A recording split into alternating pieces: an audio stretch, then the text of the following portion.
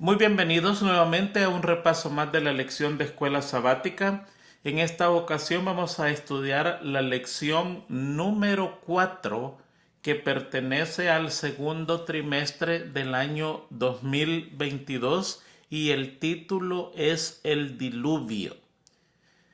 En Mateo 24:37 encontramos el versículo de esta semana y allí leemos lo siguiente: mas como en los días de Noé, así será la venida del Hijo del Hombre. Si usted imparte esta clase históricamente hablando, necesita unos pocos minutos para compartirla, ya que la Biblia es bien precisa con lo que dice con respecto a este suceso. Unos cuantos versículos y ha cubierto más de 130 años de historia, posible mucho, mucho más que eso. Por lo tanto, es fácil compartir esta lección. Muchos de nosotros creemos que esta lección es una lección para niños. Pues no, esta lección es una lección profunda, con mucha información para que nosotros, los que vivimos al final de los días de este mundo, logremos saber y comprender qué es lo que tenemos que hacer, qué decisiones tenemos que tomar cuando se acerquen los días difíciles. Así que personalmente creo que es imperativo que todo cristiano sepa a profundidad, estudie a profundidad el suceso del diluvio para estar preparado para los días graves que se nos acercan. Le invitamos a que lea la lección como está en el folleto, está muy interesante y nosotros como siempre le damos a usted una información extra para que pueda comprender un poco más mejor la lección y así compartirlas con su miembro de su clase. El día domingo se titula Preparación para el diluvio. El día lunes, el suceso del diluvio. El día martes, el fin del diluvio. El día miércoles, el pacto primera parte y el día jueves, el pacto segunda parte. Así que vamos a comenzar nosotros con nuestra lección y que Dios nos ayude a comprender qué es lo que está pasando acá.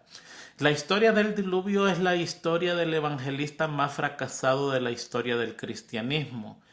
Emprendió una campaña evangelística que tomó 120 años. Mientras tenía la campaña, construía una casa flotante que nunca el hombre antes había visto.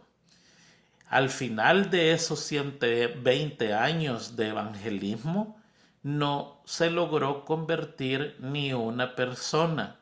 Solamente 8 personas que pertenecían a su familia entraron en esa casa flotante. Y de todas las personas que escucharon, que fueron todos, nadie se convirtió. Por lo tanto, lo declaramos un evangelista fracasado a su época contemporánea, pero realmente no, porque la historia de él, si nosotros la estudiamos profundamente, nos ayuda a comprender lo que viene en el futuro, qué es lo que tenemos que hacer, qué decisiones tomar y, lo más grande de todos, el propósito principal es que no repitamos la experiencia de los antediluvianos de quedarse fuera del arca. Para nosotros no es un arca, para nosotros es la segunda venida de Cristo que culmina con la vida de pecado en este mundo. Estamos viviendo en tiempos solemnes. Así que vamos a entrar en la lección.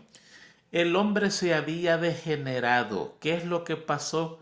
Hace unos días atrás estudiamos que habían 2 hermanos, uno mató al otro. Y de este hermano que fue el asesino, apareció un linaje de gente corrupta. Esta gente se quedó viviendo en el valle, en las zonas bajas, Pero hubo otro hermano donde apareció la iglesia de Dios, su nombre es Set, y esta gente prefirió no mezclarse con los del valle y vivían en la montaña. En la montaña todo es más sano, todo es más quieto, todo es más pulcro. Por cualquier razón, los hijos de Dios siempre han preferido la montaña. Pero un día, obligados o por curiosidad, comenzaron a bajar de la montaña y llegaron al valle y se dieron cuenta que sus hermanos, primos, tenían mujeres hermosísimas. Y allí los hijos de Dios, que muchos creen que son ángeles o demonios caídos, comenzaron a meterse con las hijas de los hombres, comenzaron a casarse con ellas y de allí resultaron los grandes gigantes de la antigüedad. Pues no son ni demonios ni ángeles buenos, son los hijos de Set, que se le llama los hijos de Dios porque se habían mantenido en la montaña en una santidad, pudiéramos decir, sin mezclarse con la gente corrupta de los hijos de Caín. Eso usted lo encuentra en Génesis capítulo 6. Dice de la siguiente manera el versículo del 1 al 4. Los hombres empezaron a multiplicarse sobre la tierra y les nacieron hijas. Cuando los hijos de Dios vieron que las hijas de los hombres eran hermosas, tomaron por esposas las que más le agradaban.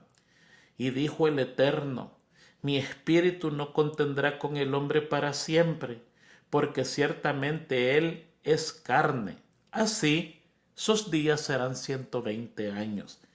En esos días, después que los hijos de Dios se unieron con las hijas de los hombres y les engendraron hijos, hubo gigantes en la tierra. Estos fueron los valientes que desde la antigüedad fueron varones de renombre. O sea, habían dos pueblos separados, uno en el valle y otro en la montaña. ¿Quiere decir que las hijas de los hombres de la montaña no eran hermosas? Claro que sí, eran bonitas. ¿Por qué la Biblia hace esa salvedad? O porque las hijas de los hombres o los que vivían en el valle habían desarrollado un sistema de vida liberal. Su ropa era una ropa liberal y provocativa. Sus peinados, su manera de andar era sensual, cosa que no existía con las señoritas que vivían en la montaña. Y cuando estos hombres vieron eso, les gustó. Y allí comienza un amalgamiento donde desaparecen los buenos que vivían en la montaña y quedan todos mezclados viviendo en el valle. Y allí es donde dice Dios: me pesa haber hecho al hombre. Los voy a raer de la tierra.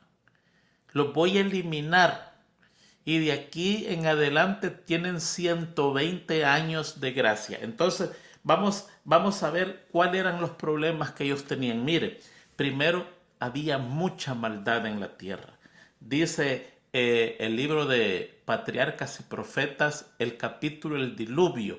Le invitamos a que lo lea muchas veces. Dice: había muchos gigantes, hombres de gran estatura y fuerza, renombrados por su sabiduría, con habilidad para proyectar las más sutiles y maravillosas obras. Pero la culpa en que incurrieron al dar rienda suelta a la iniquidad fue proporcional a su pericia y habilidad mental. Así como eran de inteligentes y superdotados, asimismo fue su maldad. Fue terrible, o sea que fue equitativo. Toda esa inteligencia la usaron para hacer el mal. Por lo tanto, había mucha maldad. Había mucha idolatría. Mire lo que dice: construyeron altares a sus ídolos en los verdes campos y bajo la sombra de hermosos árboles. Bosques extensos que conservaban su follaje siempre verde eran dedicados al culto de dioses falsos.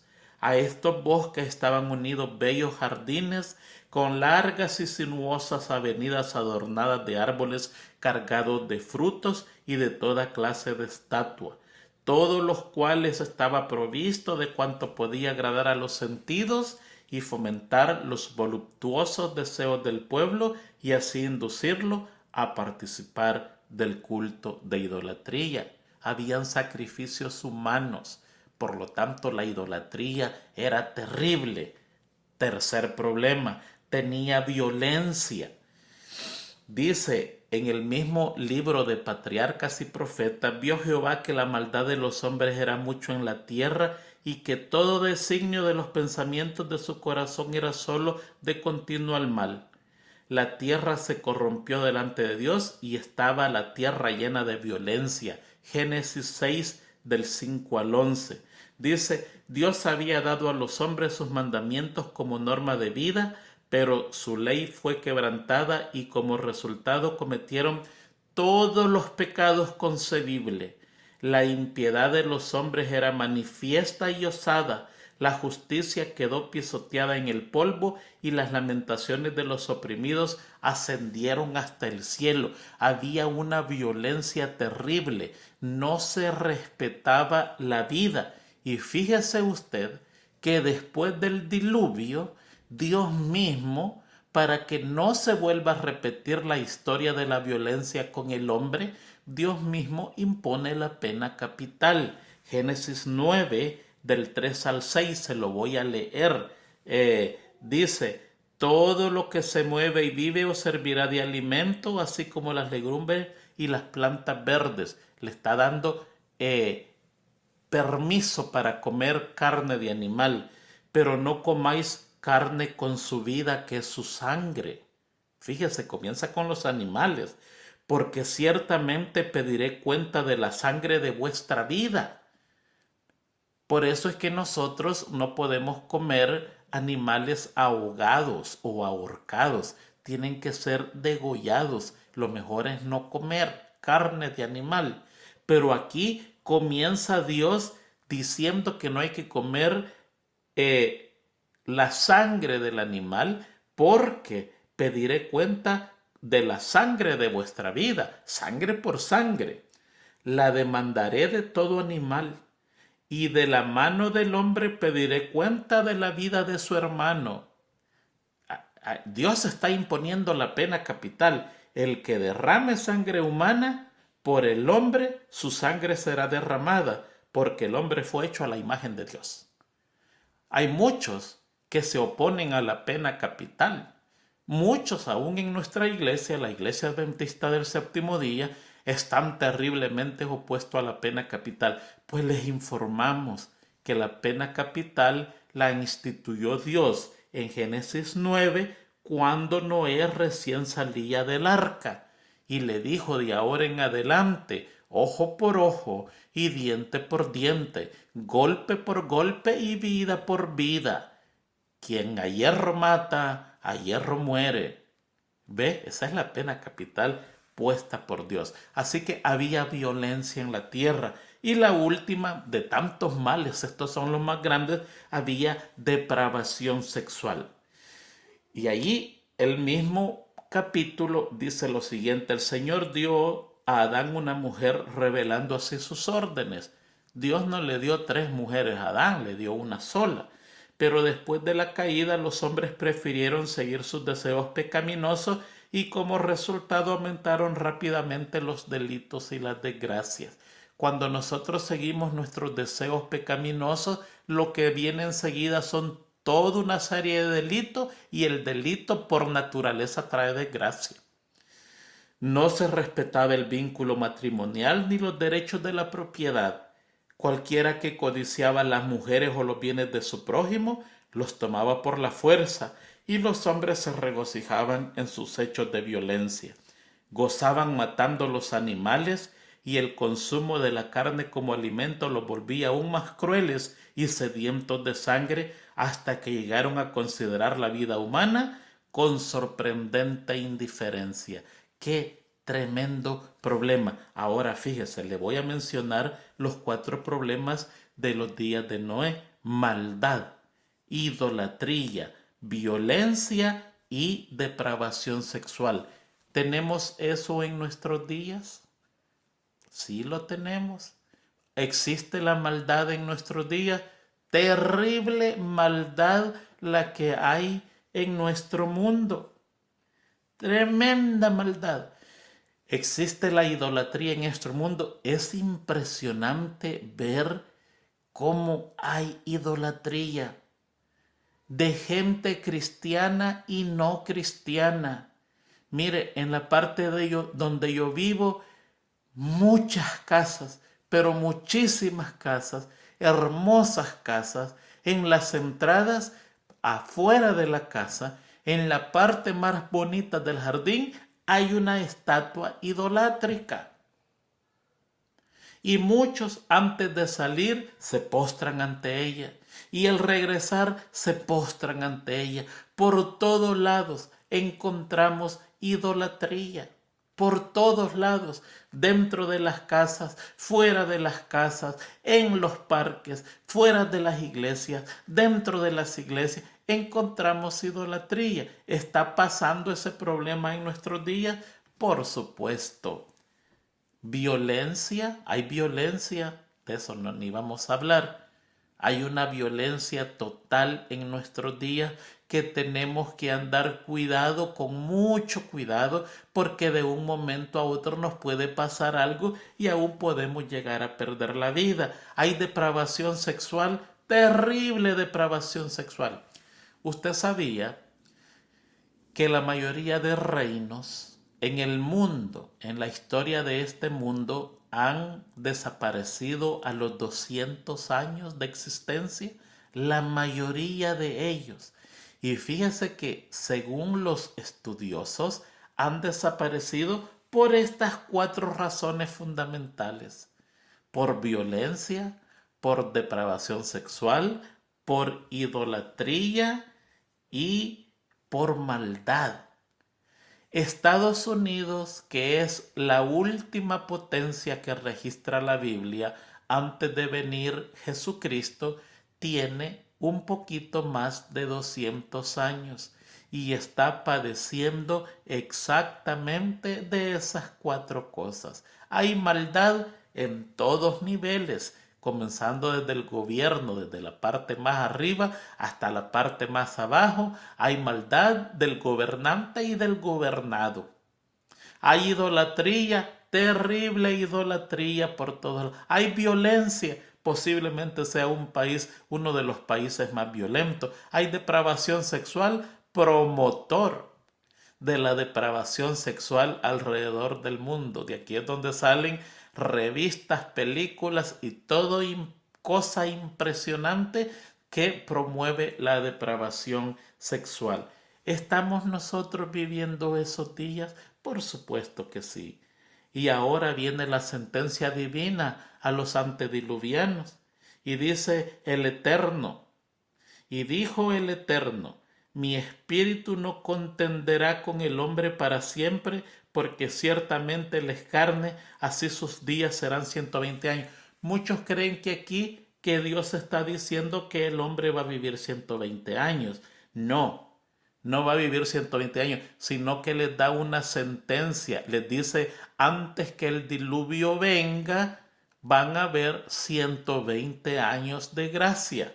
Y el espíritu de profecía dice, en medio de la corrupción reinante, Matusalén, Noé y muchos más trabajaron para conservar el conocimiento del verdadero Dios y para detener la ola del mal.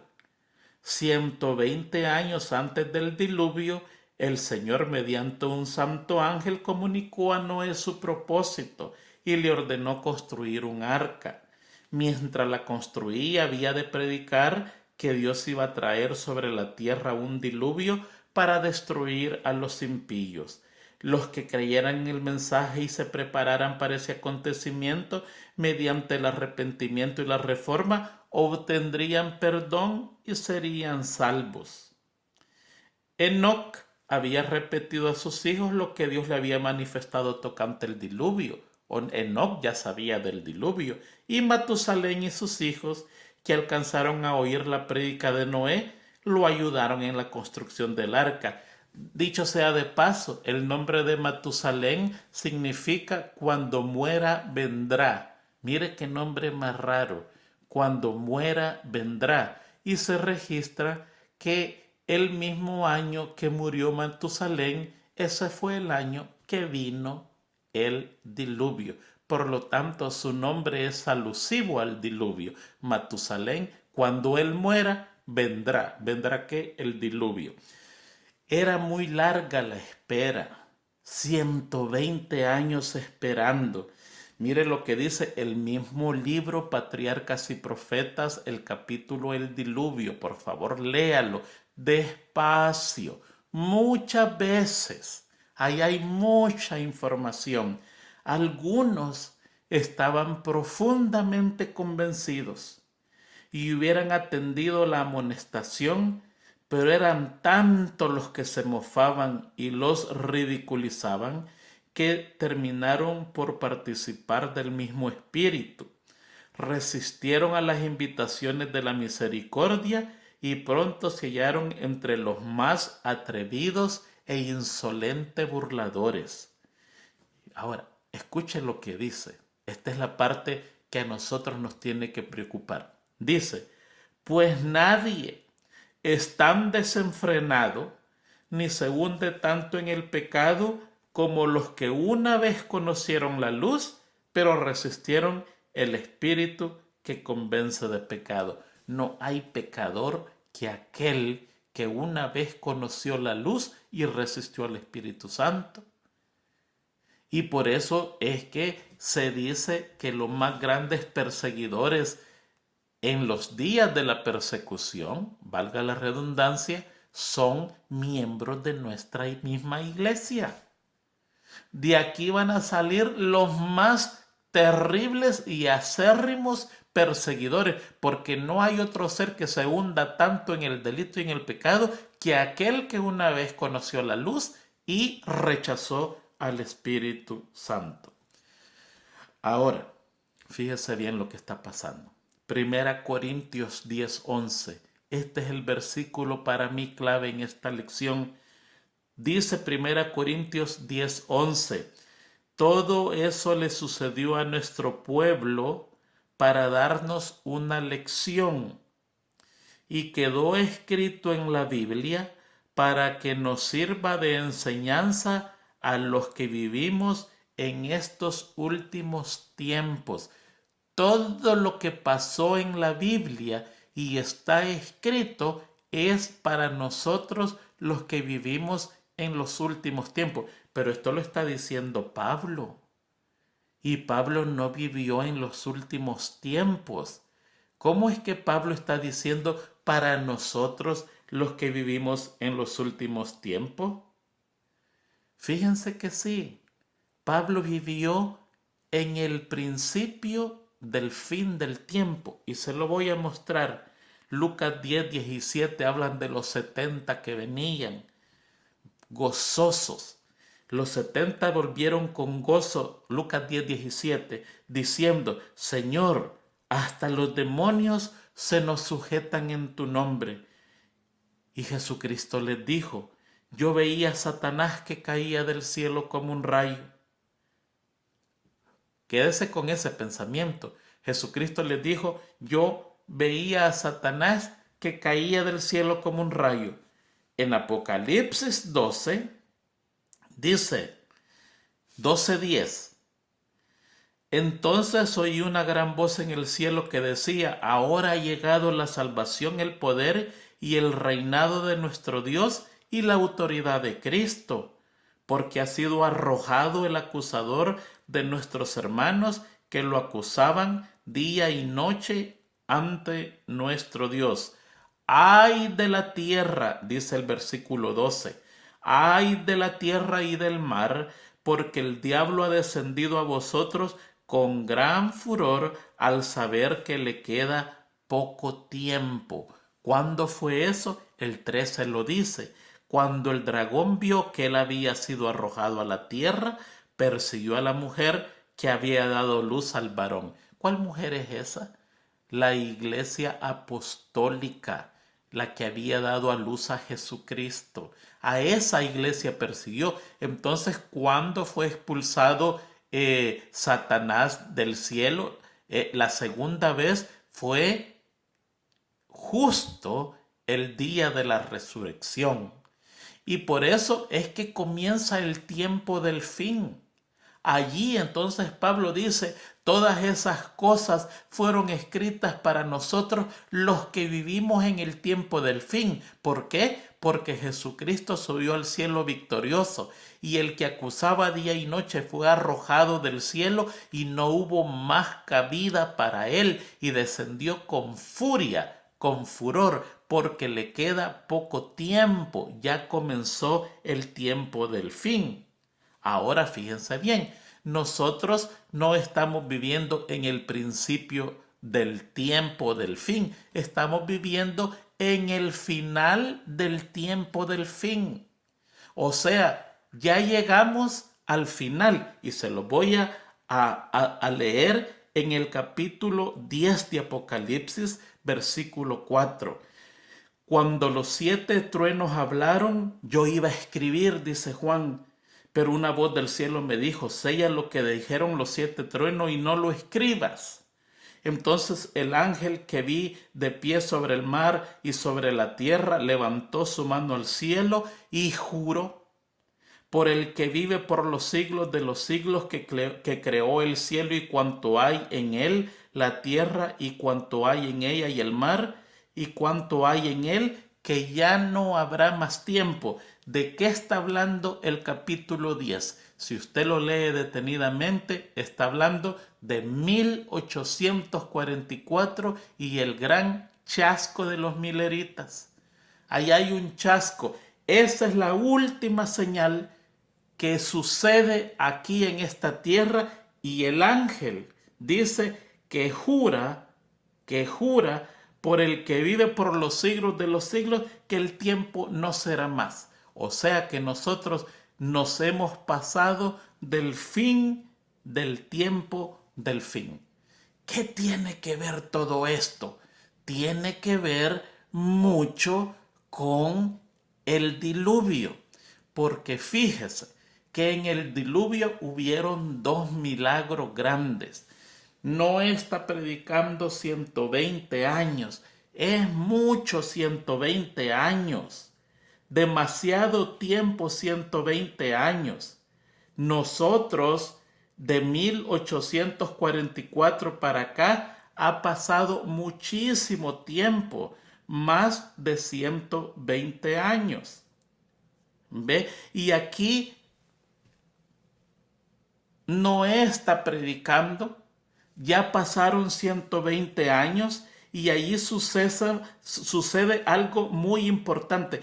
Mientras todo está en calma, los animales comienzan a venir al arca en perfecto orden.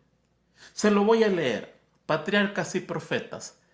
Ese libro, ese capítulo, por favor, léalo. Tiene que leerlo para entenderlo. Y dice, de repente reinó el silencio entre aquella multitud escarnecedora. Se estaban burlando de Noé, el viejito anticuado que dice que va a llover si nunca ha llovido. ¿Cómo es eso? ¿Qué es la lluvia? Dicen que la lluvia es agua que cae del cielo, pero si es que no sabemos ni qué lluvia. Y se están burlando. Dice, animales de toda especie, desde los más feroces hasta los más mansos, se veían venir de las montañas y los bosques y dirigirse tranquilamente hacia el arca. Se oyó un ruido como de un fuerte viento y aquí que los pájaros que venían de todas direcciones en tal cantidad que oscurecieron los cielos y entraban en el arca en perfecto orden. Los animales obedecían la palabra de Dios mientras que los hombres la desobedecían. Dirigido por santos ángeles, de 2 en 2 entraron con Noé en el arca y los animales limpios de 7 en 7. Ahí hay un milagro. Y todos están diciendo, wow, qué tremendo milagro. ¿Será? Nah, no puede ser. No, eso no puede ser. Están viendo un milagro y no lo creen. Y allí te pasa el segundo milagro. Pero aquí ya es muy tarde. En el segundo milagro ya es muy tarde. Dice, la misericordia dejó de suplicar a la raza culpable. Las bestias de los campos y las aves del aire habían entrado en su refugio. Noé y su familia estaban en el arca y Jehová le cerró la puerta. Se vio un relámpago deslumbrante y una nube de gloria más vívida que el relámpago descendió del cielo para cernerse ante la entrada del arca. Una nube de gloria está en la entrada del arca y todos ellos están viendo. La maciza puerta que no podía cerrar los que estaban adentro fue puesta lentamente en su sitio por manos invisibles. Noé quedó adentro y los que habían desechado la misericordia de Dios quedaron afuera. El sello del cielo fue puesto sobre la puerta. Dios la había cerrado y solamente Dios podía abrirla. Se acabó. No hay más misericordia. Y ellos vieron esos dos milagros y después, dice el espíritu de profecía, que se burlaban de los dos milagros de Dios. Como que lo que habían visto era una ilusión, resultado de su mente, y se burlaban de Noé y de Dios. ¿Por qué? Fíjese que el espíritu de profecía dice allí exactamente por qué. Y ya se lo leí, lo pasamos a 1000 por hora y lo pasé de hecho para volver después bien despacito. Yo le he dicho a usted que si usted quiere comprender la Biblia, tiene que ser como un detective, andar con un lente de aumento, viendo hasta el más pequeño detalle, porque ahí hay tesoros escondidos. Y el mismo capítulo dice por qué, y se lo voy a leer. Ya se lo leí anteriormente, pero ahora se lo voy a leer específicamente. Mientras la construía Moisés al arca, había de predicar que Dios iba a traer sobre la tierra un diluvio para destruir a los impíos. Los que creyeran el mensaje, los que creyeran, si no se creía, bueno, no se creía, pero los que creyeran y se prepararan para ese acontecimiento mediante el arrepentimiento y la reforma, obtendrían perdón y serían salvos. Tenían que prepararse para ese acontecimiento mediante dos cosas importantes, ¿eh? El arrepentimiento y la reforma. Y aquí es donde entramos en materia fina con nosotros. Hasta aquí dejamos nosotros el diluvio. Lo hemos corrido a 1000 por hora. Ahora vamos con nosotros. Miren, muchos de nosotros, cuando nos bautizamos, llegamos bien arrepentidos. Yo nunca estuve en el mundo. Yo nací en la iglesia. Bueno, no nací en la iglesia, nací en un hospital, es un decir de nosotros. Desde pequeño, mis padres estaban en la iglesia, es lo que queremos decir. Una vez le dije a alguien, yo fíjese que yo nací en la iglesia, y me dice, ¿de verdad? ¿Y cómo fue eso? No, no, no, yo nací en el hospital, pero mis padres estaban en la iglesia. No experimentamos eso, porque toda la vida hemos tenido una vida bien sana. Casi el bautismo no podemos experimentar que es un nuevo nacimiento, casi no. Pero la gente que viene del mundo, muchos de ellos lloran, vienen arrepentidos, ya dieron un paso. Pero allí no termina todo. Aquí necesita una reforma, porque la reforma es en verdad la prueba del verdadero arrepentimiento. Si usted está cometiendo un error y usted dice, me arrepiento de lo que he hecho, pero mañana lo vuelve a hacer, usted no se está arrepintiendo, usted tiene remordimiento, no arrepentimiento. El verdadero arrepentimiento lo aparta a uno del pecado y lo empuja a buscar la santidad. Y aquí dice, todo aquel que creyera en el mensaje de Noé tenía que prepararse para este acontecimiento mediante el arrepentimiento. Ya se arrepintió, muy bien, estamos bien, pero ahora necesita un cambio total por la reforma. Obtendrían el perdón y sería salvo. Pero como estas dos cosas no se habían llenado, no pudieron ver el milagro. El milagro no les hizo nada, les causó admiración, les causó curiosidad cómo venían los animales de 2 en 2 y de 7 en 7 en perfecto orden, desde el más fiero hasta el más manso, todos juntos entrando en el arca y dijeron, wow, qué cosa más interesante.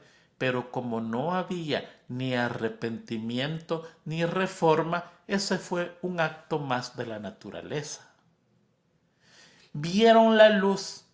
Hay otra parte del Espíritu de Profecía, dice que hubo un tremendo estruendo, hubo un estruendo terrible. Apareció la luz y se vio el ángel bajar y posarse sobre la puerta. Aquí dice una nube de luz resplandeciente. Y cerró la puerta. Y después de eso, a los 7 días que no llovía, y Noé estaba con toda su gente y todos sus animales metidos en el arca, se desenfrenó la más grande orgía. Y las burlas, burlas total y una violencia que no habían osado tener antes. Y se burlaron de los milagros de Dios. ¿Por qué? Porque le faltó el arrepentimiento y la reforma. Eso es exactamente el problema de nosotros. Mire, el último suceso que señala algo en la Biblia es 1844. Jesús entró al lugar santísimo.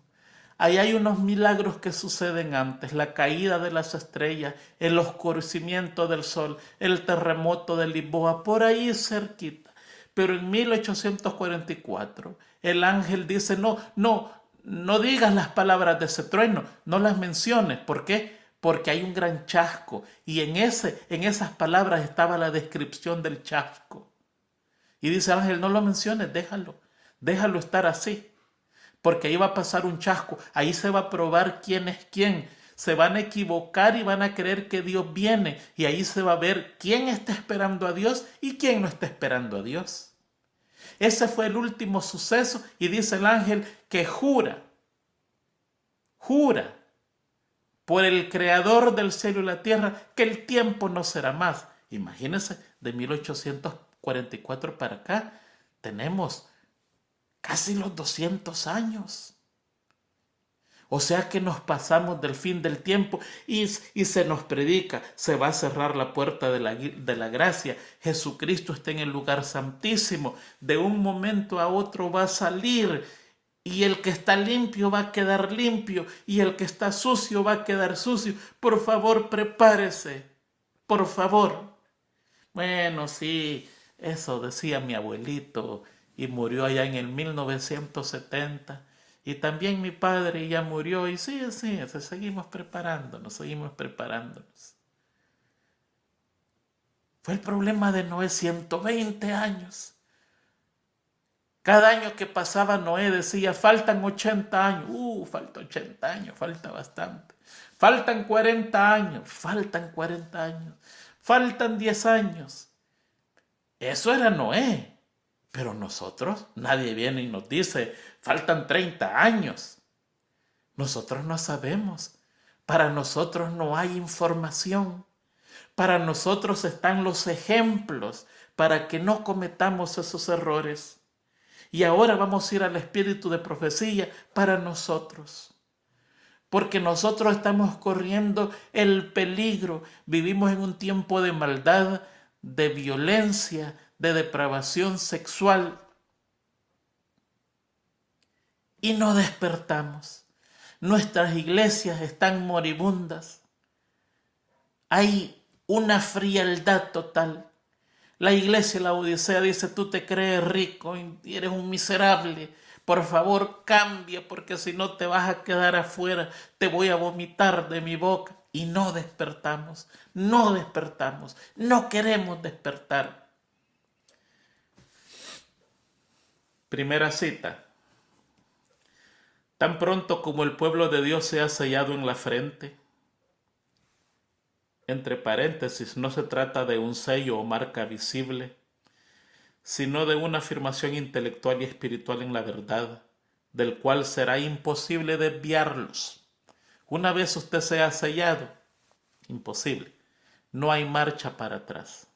Pues dice, una vez que el pueblo de Dios sea sellado en su frente, tan pronto como sea sellado y preparado para el zarandeo, éste se producirá. ¿Cuándo viene el sellamiento? Ese es el problema. No sabemos. En realidad, ya ha comenzado. Los juicios de Dios se hallan ya sobre la tierra para darnos advertencia a fin de que podamos saber lo que nos espera. Mire, hay juicios de Dios sobre la tierra, claro. Mira esta pandemia que estamos viviendo. ¿A usted le causa efecto realmente? ¿O es una pandemia más que está pasando? Ya va a pasar. Yo me voy a cuidar que no me dé, pero esto no es primera vez que pasa. Pasó una en 1905 o 20. Pasó, esta es otra más. No le ponemos atención. Los juicios de Dios se hallan ya sobre la tierra para darnos advertencia a fin de que podamos saber lo que nos espera. Se están aproximando rápidamente los días en los cuales habrá gran perplejidad y confusión. Dios nos cuida.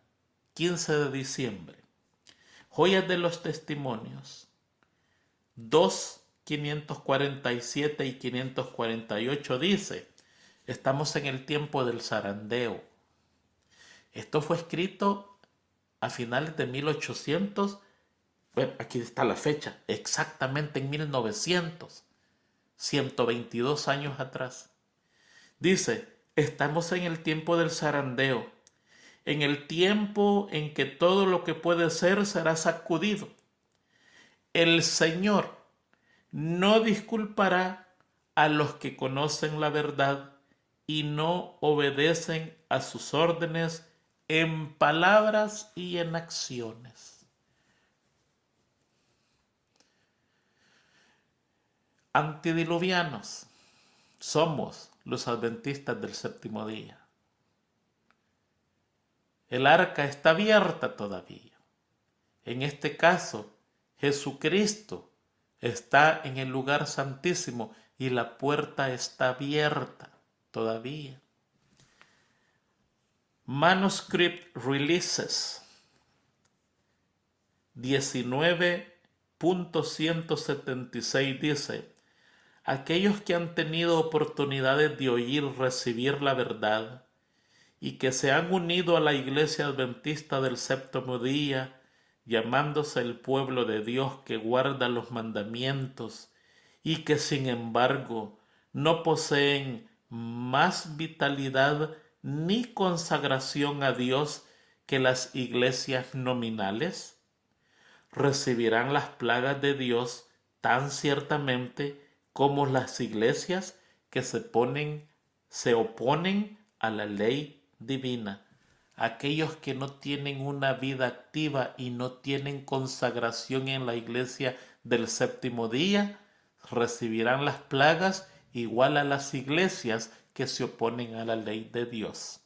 No es el nombre, no es el título de ser adventista del séptimo día que lo salva, no es haberse bautizado, esa es parte, pero no es todo. Somos salvados por la reforma, por la consagración, por la santidad. Siguiente cita, mensajes selectos 1:142 dice, esperamos ver que se reavive toda la iglesia. Hay muchos hermanos que están esperando que la iglesia reavive, que haya un despertar, que venga un predicador y que nos mueva y que sintamos algo y que el Espíritu Santo venga y nos posesione y nos quite todo mal. Está equivocado. Si usted piensa eso, tiene la fórmula del infierno. Y a veces el idioma es bien duro. Y a veces a mí me da mucha pena porque los mensajes que aquí se dan son bien duros. Pero es que no podemos dar otro mensaje. A usted no lo podemos sobar con vaselina cuando la infección es terrible. Tenemos todos que actuar inmediatamente y quitarnos la infección sin anestesia. Porque es urgente. La puerta se cierra. Esperamos que se reavive toda la iglesia. Ese tiempo nunca llegará. Hay personas en la iglesia que no están convertidas y que no se unirán a la oración ferviente y eficaz. Debemos hacer la obra individualmente. Yo me tengo que reformar y reavivar individualmente. Debemos orar más y hablar menos. ¿Qué cosa? Mensajes selectos. Cita 1.142. Mire, qué cosa. Seguridad y paz en el conflicto de los siglos, página 666, dice, conforme vaya acercándose la tempestad, muchos que profesaron creer en el mensaje del tercer ángel, pero no fueron santificados por la obediencia a la verdad, abandonarán su fe e irán a engrosar las filas de la oposición. Si no hay santidad por obediencia, de nada nos sirve. De nada nos sirve. Conflicto de los siglos, 481.2. Mire, qué importante lo que dice. Los justos y los impíos continuarán viviendo en la tierra en su estado mortal. Los hombres seguirán plantando y edificando, comiendo y bebiendo, inconscientes todos ellos de que la decisión final e irrevocable ha sido pronunciada en el santuario celestial. El sábado vamos a ir a la iglesia. Vamos a cantar de la misma manera. Los 7 días, ¿se acuerdan los 7 días que pasó Noé dentro del arca? Eso es lo que representa acá. Ya la puerta se cerró. En el cielo, en la gente del diluvio, vieron la puerta cerrada, pero no les importó, porque no tenían reforma ni arrepentimiento. Pero en el caso de nosotros, no sabremos. Los que sean sellados sí lo sabrán, pero los otros no, irán lo mismo a la iglesia. Justos impíos continuarán viviendo en la tierra, en su estado mortal, sin saber que la decisión final e irrevocable, ya no hay camino atrás, ha sido pronunciada en el santuario celestial. Antes del diluvio, después que Noé hubo entrado en el arca, Dios le encerró en ella, dejando fuera a los impíos. Pero por espacio de 7 días, el pueblo, no sabiendo que su suerte estaba decidida, continuó en su indiferente búsqueda de placeres y se mofó de las advertencias del juicio que le amenazaba. Mateo 24:39 dice, así será también la venida del Hijo del Hombre. inadvertida, como ladrón en medianoche. Llegará la hora decisiva que fija el destino de cada uno, cuando será retirado definitivamente el ofrecimiento de la gracia que se dirigiera a los culpables. Esa puerta no se ha terminado porque estamos predicando todavía y usted está escuchando esto. Hermanos, yo no sé qué más decirnos a nosotros, y me incluyo yo también. No es que el hermano Tony ya está salvado porque está hablando, no, al contrario. Es el que más responsabilidad llevo por el conocimiento que tengo que adquirir para darle una clase. Yo me preocupo. No hay día que yo no voy de rodillas y le digo, Señor, por tu gran misericordia, quítame este carácter que tengo. ¿Qué carácter con este no voy al cielo? Señor, me muero, tienes que salvarme, por favor, ayúdame, hazme santo. Purifica mi mente, purifica mis labios, purifica mis ojos que no vean lo malo, que mis oídos no busquen lo malo, que mis palabras sean cuidadosas y no hieran. Y como peco, parece que entre más pidiera, más peco. Hay una aflicción constante en mi vida.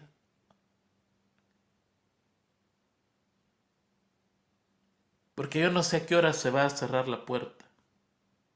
Primeros escritos, 44.2, dice: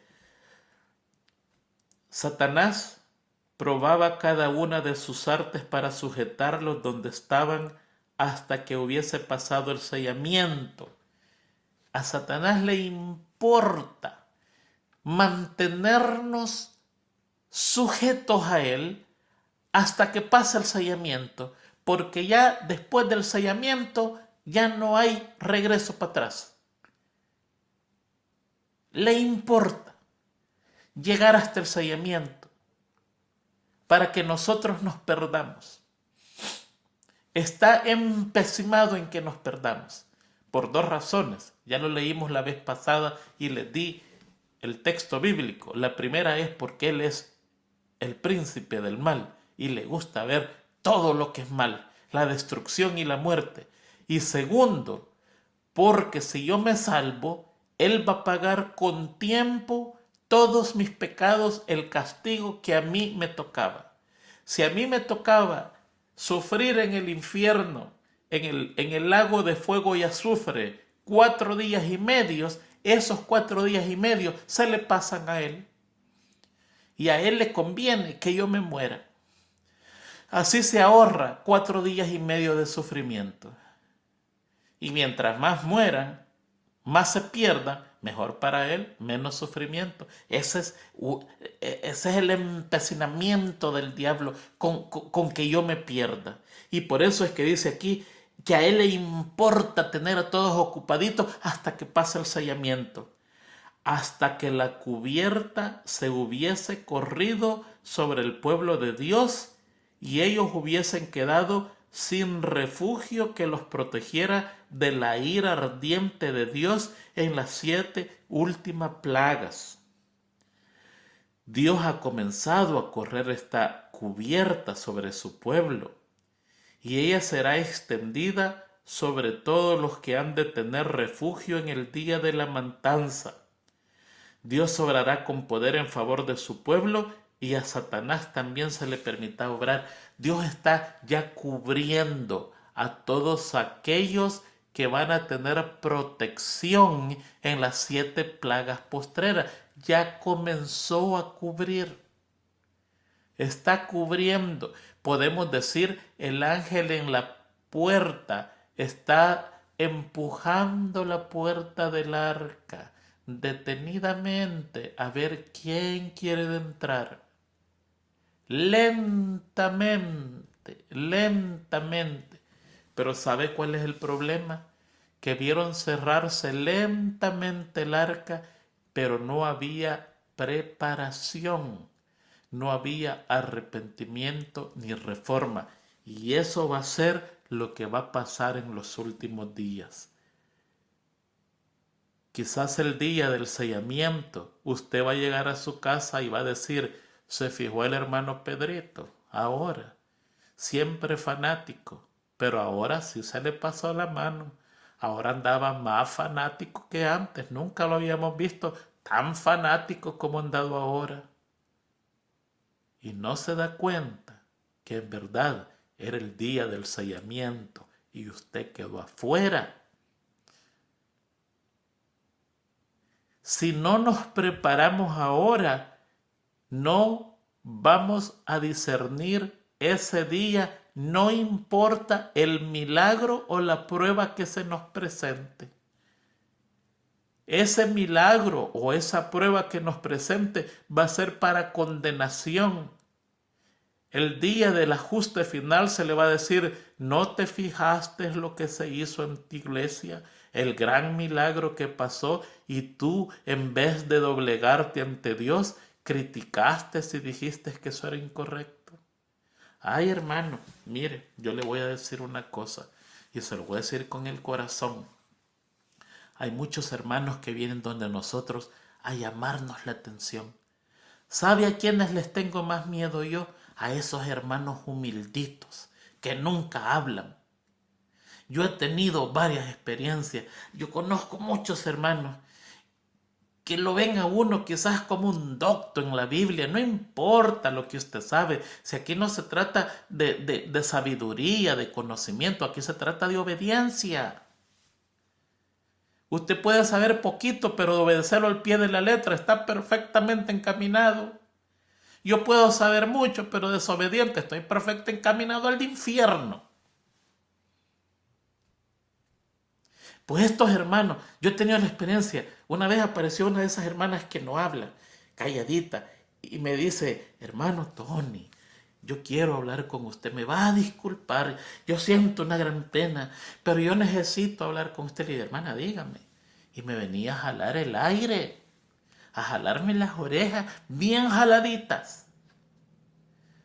¿Y qué voy a hacer yo ante esa persona humilde que no tiene mucho conocimiento de la Biblia y me está hablando a mí?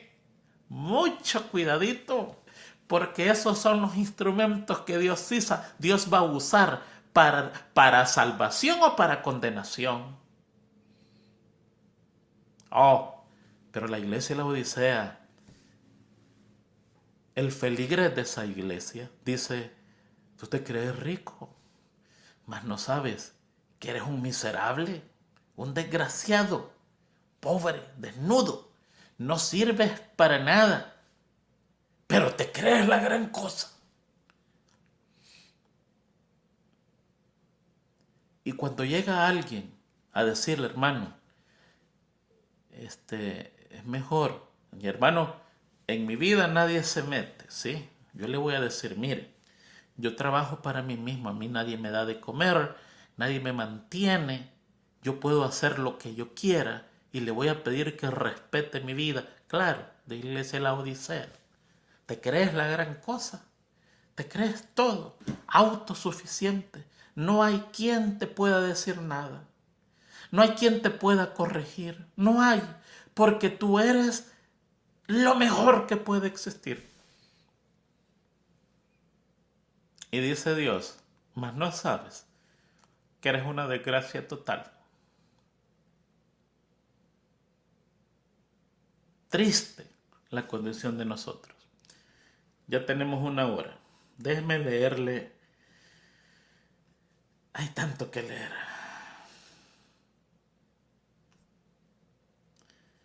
Déjeme leerles una más.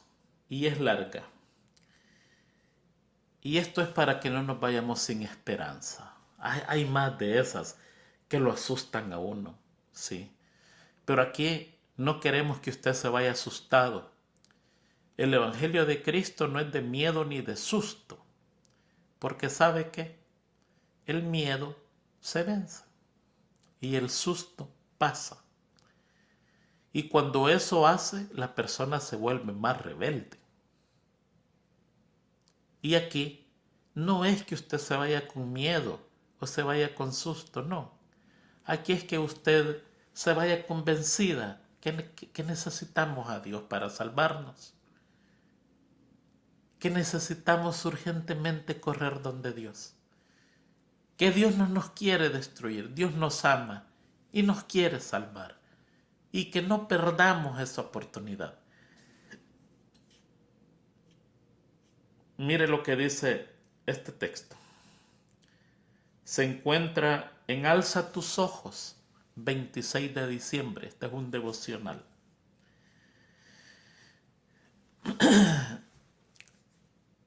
No necesitamos preocuparnos por la lluvia tardía. Usted no tiene que vivir con ansiedad. Señor, ¿y cuándo es el sellamiento? Señor, ¿y cuándo va a ser? Yo no me quiero... No.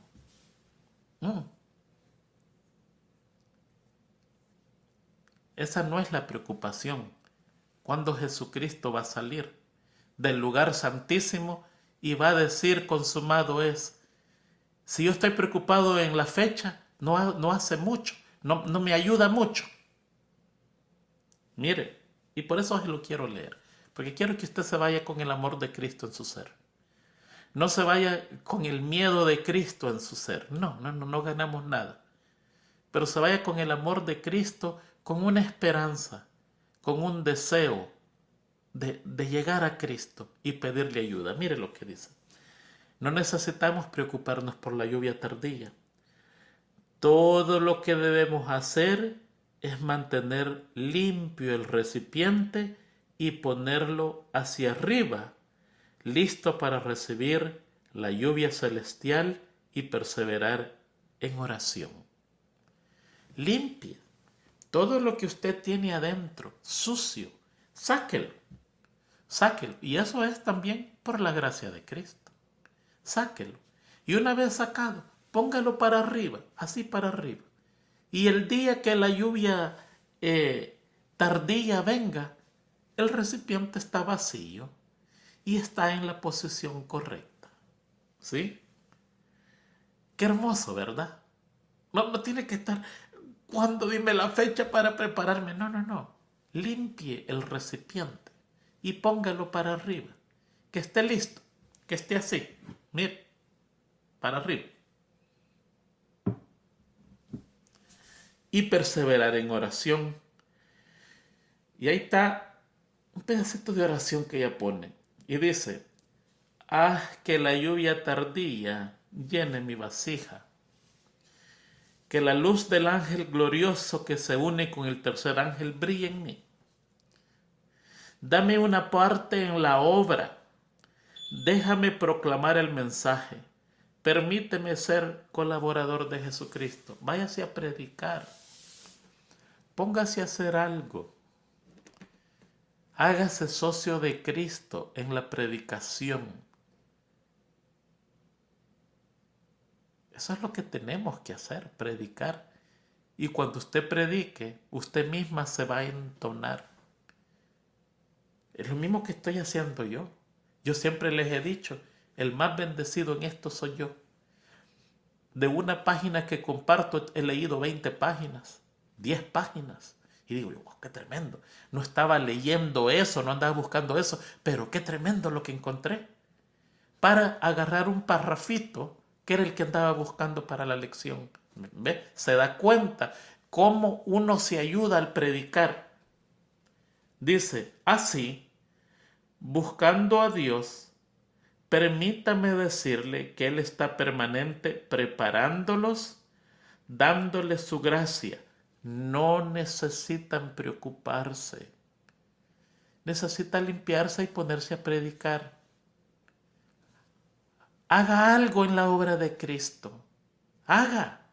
Invierta todo su tiempo. En vez de estar sentado viendo el partido, vaya a predicar. En vez de estar ahí sentada viendo la novela, encaminándose al lugar de Judas, apague ese televisor, desconéctelo y póngase a predicar. ¿Ve lo que le digo? No necesita preocuparse cuando lo que necesita preocuparse es de apagar ese televisor y ponerse a hacer la obra de Dios. No necesitan estar pensando que llegará un momento especial cuando serán crucificados. El tiempo de serlo es justamente ahora. Cada día, cada hora, el yo ha de morir, ha de ser crucificado. Y entonces cuando llegue el momento y sobrevenga la prueba, en serio el pueblo de Dios, los brazos eternos lo rodearán. ¿Sabe usted qué es crucificar el yo?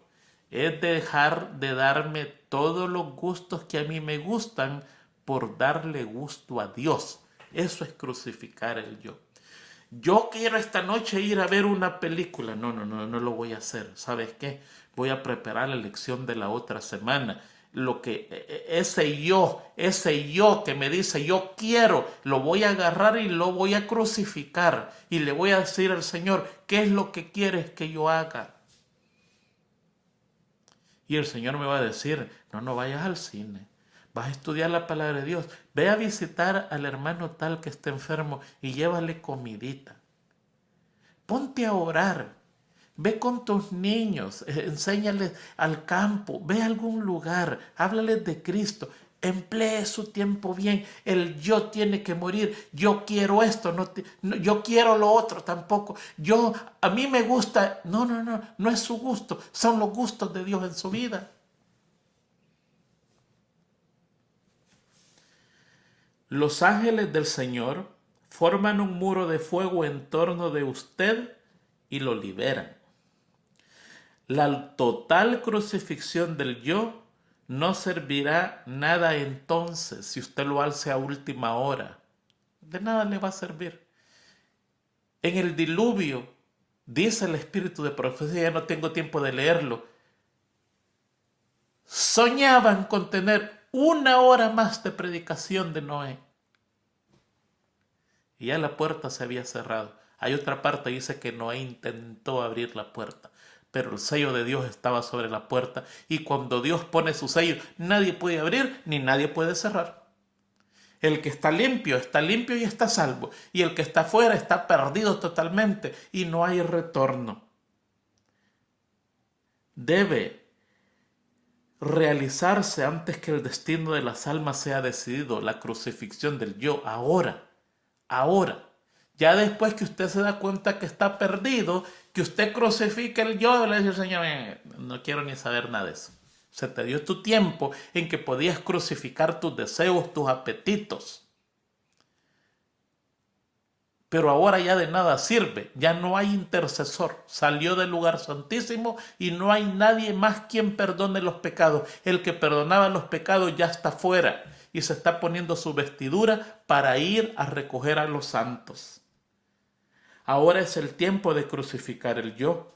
Cuando hay una tarea que efectuar, cuando todavía podemos hacer uso de cada talento que nos ha confiado.